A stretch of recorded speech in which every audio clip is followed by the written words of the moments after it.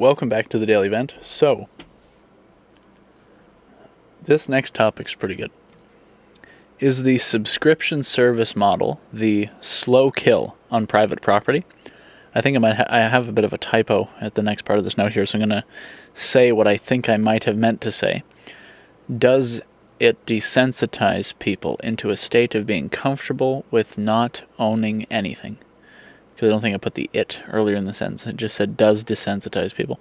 So yeah, does it desensitize people into a state of being comfortable with not owning anything?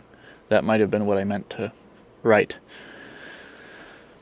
So I think that there's merit to this in the sense that if you get used to streaming things all the time and never having anything on physical media, I would hold up a disc if I had one in front of me.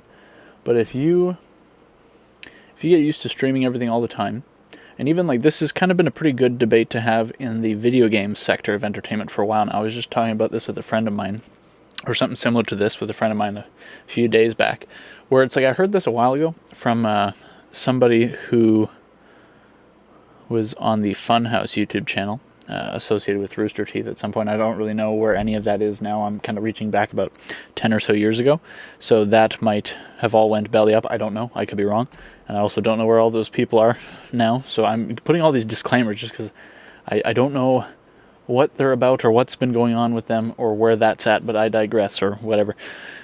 In terms of when you own a video game, I think there's this idea that you own the game, but I've heard it said by somebody that you actually own a license to play the game. Now, I could be wrong about this in my explanation of this, so feel free to look into it.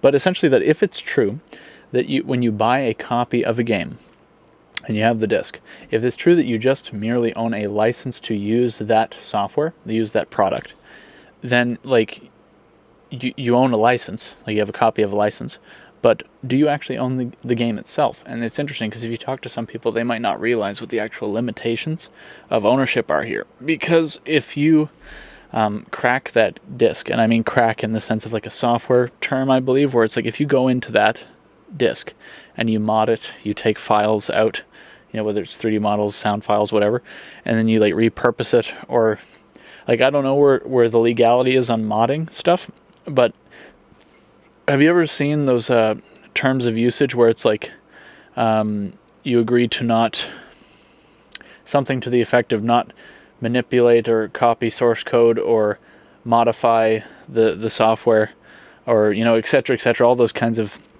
disclaimers in terms of usage around like not modifying the product and using it in its original intended purpose or something like that. If that is something that's written in the terms of usage, which it probably is, although I cannot confirm that right now, and that might depend on the software that you have. But that might be emblematic of the fact that when you buy a software, you're not actually buying the software in the sense that you don't own it all completely outright to do whatever you want with it.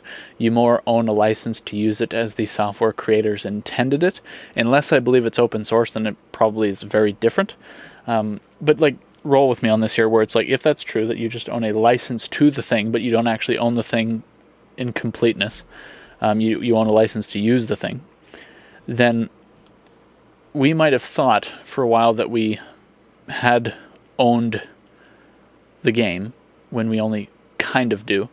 And now with getting into streaming of stuff, do you even own a license to use the software? You do, in the sense that like you are paying for access to that software on like a monthly basis or whatever. But I feel like that's even more separated now, because before, when you owned the disc, you kind of like, it's assumed that you would own a license to use that product like in perpetuity, like forever, or for as long as you could have a console to play the game in, and etc. But now it's like with the subscription service, it's like you own a license to play that game until you stop paying for the license to play that game. You know what I mean? Like it's even more short term, because now it's like it's only assumed that you have the license to play that game as long as you are paying your monthly or yearly fee to play that game. So it's like it's even more kind of separated, where like the ownership, you could argue, is minimalized further. And it's kind of scary, because it's like, what happens if they're just like, you know what, we're not going to offer this. as streaming anymore, even though you may have subscribed to the service to play that piece of software. And so this extends into movies and other content as well with streaming, because streaming is a big umbrella of stuff. So it's like you subscribe to Netflix for a specific show, whether it's The Office or whatever, and then they say they take it off. And it's like, you could justify that being like, well, okay, they might have certain, limits of time that they can have it on there, or they have to pay, or they pay for a license to stream that show for a certain period of time. And then if they don't want to renew that license, then it goes off the platform, or maybe they shift it around to different versions of the platform based on different geolocations, etc., etc. I'm not really sure how all that works. But you get to the point where it's like nothing is guaranteed anymore. And you could argue maybe nothing was ever guaranteed in the first place, but it's probably less so. It's less guaranteed now with streaming, given that the system is even more dependent on the service providers continuing to provide the service and that product in their service. Whereas before, at least you had the product on your end, in your house, right? You had the product in hand or in the console, whatever, with your TV and your power and everything, and you just played it locally. And it was like, there's more security in that. Now, we're getting, like I talked about this in a previous episode, we're getting to a point where even that security, to some degree, may potentially be at risk. Now, this is like a super dystopic train of thought, but it's like, what happens, I've talked about this before, if Ubisoft just decides, you know what, on all PS3s and Xbox 360s, we are going to no longer allow you to play Assassin's Creed Brotherhood or Assassin's Creed 1, 2, whatever, because we view the content as problematic or out of touch with modern audiences, or as offensive to modern audiences and hurting our bottom line, or whatever. Like, it's kind of crazy because this is like made up on the fly based off of headlines that I've heard, or based off of stuff that I've heard in the last couple of years. But like, doesn't it seem scary that that kind of sloganry sounds kind of possible, and that kind of action sounds kind of possible now? Like, this is where we've gotten. Like, the situation for gaming and stuff like that has gotten somehow even worse over the last, like, 5 years, like, dystopically worse. Because before, it was like, when I was ranting about, like, remember when it used to be about the games, I was talking about, like, microtransactions and, games that were broken on release, and how that was kind of like, how that was bad or not good or whatever. And remember what things used to be like, where you'd release the game in like relative proper working order with much less bugs on average. Like, the game would work and it was assumed that it would work, etc., etc. And it's like, that's what I was talking about in, like, let's say roughly around like between 2014 to 2017, somewhere around that time frame. And now we're like, well, will we even be able to play the game anymore? Like, this is like, we went from here, like, let's say that good was here. The bad level went to here, but then now it's like somebody kicked out the floor and it went down to here. Like, it's like the ante has been upped for how bad things could potentially get, and it's kind of crazy. And again, this is all based off that one video that I showed in the previous episode, and it was I'll show the thumbnail or whatever, the video title, and it was you will own nothing and be happy. Ubisoft, a theory. I'm just kind of typing in a variety of the words. Okay, so this is what it was. So this right here, right? So I showed you this episode previously. So this video, right? So the Ubisoft broken disc theory, you will own nothing. So I talked about this in a previous episode, so I won't go too big into detail on it. But essentially, if that theory is true, then things look kind of scary for even physical media to an extent, because it gets to the point where now we're so dystopic, it's like microtransactions affecting a game's production gameplay is now almost kind of sort of child's play compared to how dystopic we can get if this continues in the way that it might, or in the way that it could. Like, again, it's a theory and we don't know if it's going to go there. Hopefully not, for the sake of just being able to enjoy the old games that we like. And, you could say movies to a certain extent. Essentially, this is where we're at. Anything with an internet connection or an ability to be affected by a console with internet connection and update capabilities is now at risk of becoming defunct or taken down as a result of being, just one second.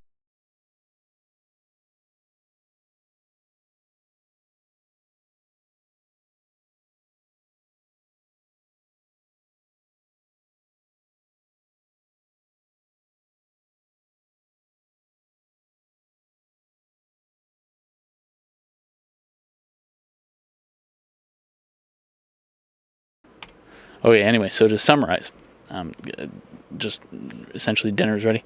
We're now at the point where it's like you can have anything with an internet connection that now puts the content at risk, because now it's like, hey, your PlayStation 3 has an internet connection. What happens if in the newest update for either the system operating system, like the operating system software, if the newest what happens if the newest update for the PS3 includes something that allows you not able to play any Ubisoft titles, or if the PS3's internet connection, and then as a result the update for the game itself, right? So it's either maybe one of two ways that I could think of. Either the PS3 console updates to then make all the Ubisoft games not playable, or Ubisoft chooses to update the title itself, not necessarily include this or make Sony or ask Sony to include this in an operating system update, but if just Ubisoft decides to update all their games on the PlayStation 3 with updates that basically make the game disc unplayable. So, because again, what I'm trying to stress here is that anything with an internet connection that could receive an update of new directives of what to do or not do, it's possible that then through that, then they can make it not play the game, right? Now, you might think, well, this is crazy. Why would they do this? It is kind of crazy, and why would they do this, right? And you have to almost assume that they're at a point where they are so ideologically driven to a certain viewpoint that they literally would view their content in such a way that they wouldn't want anybody to play it anymore, which seems like nowadays, ideology has infiltrated things so much that it even defies business logic. It's like you're willing to sink the company more for the sake of woke ideology rather than abandon it for the sake of profits. It's almost confusing. It's almost like somebody's footing the bill in the back door of the company, and because they're footing the bill and supplying the money for the losses on the front end, that's why they're able to continue to do it. That's just a theory. I don't know if that's actually what's happening, although who knows. It would make sense, because then it would make sense why people are so willing to lose all this money and keep doing it and not course correct. It defies some level of capitalistic business logic or corporatist business logic, depending on how you view the decision-making practices. And so, where does it go from here? Again, that's just a theory on the game side of things. This also affects movies as well. If you have a Blu-ray disc, is it possible that all Blu-ray players could be updated to not play certain kinds of movies, or that a Blu-ray disc, if it can connect to the internet, can become geo-locked in certain countries if the governments of that country view the disc, whatever is on the disc, as problematic? Or is it possible that the people that made that movie could then lock all of their copies at a Blu-ray disc level? So now we're talking about, obviously here we're talking about physical media even being affected. So, because before it was, the controversy would have been just around digitally owned stuff in digital libraries. So say you buy a movie on Amazon or Paramount or whatever, and it's in your digital library, and then they just kind of remove it. Well, that's kind of already crazy enough. But imagine if it becomes to the point where now even your physical media is no longer safe. And so then almost at that point, as a response, do people then jailbreak their PS3s or Xbox 360s and revert back to an earlier version of the system operating system to then be able to play that media, and then they just never update their console ever again? It's almost like you have not necessarily a burner console, but you have a dummy old operating system console to play all the stuff that got banned on, just it's on system version 1.0 or 2.0 or whatever version before stuff started getting banned at a hardware level due to a software update. And you could argue the same thing for discs. And so in that case, I don't know how that would work, if you'd have to go and somehow delete the system cache files. I'm not sure how that works, or if that's even how you do it, where you basically take all the updates off of your physical media disc somehow. I don't even know if that's possible, or if you'd have to buy a fresh copy and purposely play it disconnected from the internet, not updating the disc. Like, it's kind of crazy that we're even talking about this right now, because this would have been just kind of seen as ridiculous in like 2017. But that's maybe potentially where we're at. I'm kind of rabbit trailing hard here, but well, actually, maybe I'm not. So it's all kind of tied into the subscription service thing. So if people are used to just streaming everything and nobody owns anything in their house anymore, is it possible that people kind of get used to that World Economic Forum slogan of "You'll own nothing and be happy"? Isn't that a forceful slogan, like telling you like you are going to do this and you're going to like it? Like, how dystopic is that? It's like you don't even. It's like almost like they're telling you what to feel, right? Or they would like to. Whether that will work or not, we will see. It's kind of a crazy time to be alive here. So, what is the solution to all this? Because all this could be kind of depressing to think about. If you like a certain piece of content, so say you really like Home Alone 1 and 2, own those on DVD or Blu-ray and keep them in your house. So then, if they take, or if they alter the movie, because I think that there was talks during COVID about taking Donald Trump out of Home Alone 2. If that's true, then that's an example where maybe even it's almost like in a collector kind of way, where it's like if you want to own the content as it was originally intended, as opposed to like a modern day redone version. You could look at like every Star Wars release, or you could look up a YouTube video comparing all the Star Wars releases and how they might have been altered slightly over time. Now this is more altering because, like, as far as I understand or assume, why am I blanking on his name right now? The director of Star Wars wanted to change things as he went along more and more, as I guess the CGI became more and more available. George Lucas, that's the name. And so, like, you compare like the first version of A New Hope to the most recent version of A New Hope, they might have some different scenes, or some scenes might look differently as a result of CGI stuff added in later. So if you want to own a copy of Home Alone 2, long story short, because you want to view the content as it was originally made or intended without any modern alterations, then that might be a good reason to do it, and you have it on the ability to play it on a system that maybe isn't connected to the internet. So maybe just like don't connect your Blu-ray players to the internet. Own physical media, like have stuff on hand, and if they start doing some funny business with, locking certain pieces of content that you've owned for years because nowadays it's viewed as problematic, then maybe just like keep a version of your get a second PS3 and don't update it or something like that, so you could just play your games in peace or whatever. Again, kind of crazy that we're talking about this as a concept to even be concerned or think about, but if you're just looking for practical solutions or methods to be cautious or prevent issues, that might be just the simple answer. And then hopefully as well, just culturally, we get away from this kind of like dystopic slant that seems to be on the rise so much. So just like show a decent amount of preparedness, I guess, and then hopefully we turn a positive corner. But regardless, I'm going to just end that there. I don't know if I really unpacked a whole lot about how the subscription service model is a slow kill on private property. I guess is that expands.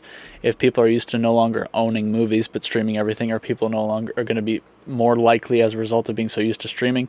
What if it's like, you rent your house forever and you never own your house? I mean, like, renting has been a thing for a while, so what if that's just encouraged that much more, and then the justification might be like, well, you've already been streaming all of your content and entertainment for a while, why not just like pay a monthly fee forever for your house, and then you could just switch up to a different house and you just keep paying the same fee, and because you're already paying the rental fee, you could move to another house of the same fee category, right? And like, there might be all these conveniences to justify it, because you could argue that a lot of the incentivization of streaming is all like convenience stuff maybe at its core, and so they might just expand these concepts into other areas of life. Like, what if you just rented your appliances? In some cases that might already be a thing. I think that might be a thing for water heaters. So what if they're just like, what if you rent your furnace? What if you rent your wood stove? What if you rent your whole house and all of its appliances? What if you don't own your land anymore, you just rent the land? Like, just like expand it to everything, right? Like renting perpetually, right? Everything. And it's like then people get kind of coaxed into less and less ownership over time. You could argue that other things were already doing this before streaming, but does streaming further embolden that kind of business model? Be willing to be like okay with owning things, at least to the extent that we can own things, right? Because the more we get away from personal ownership and private property, maybe the worse off we are as a country, whichever country you're in. So like, yeah, owning things can be a good thing. You know, private property could be a good thing. So maybe like let's like not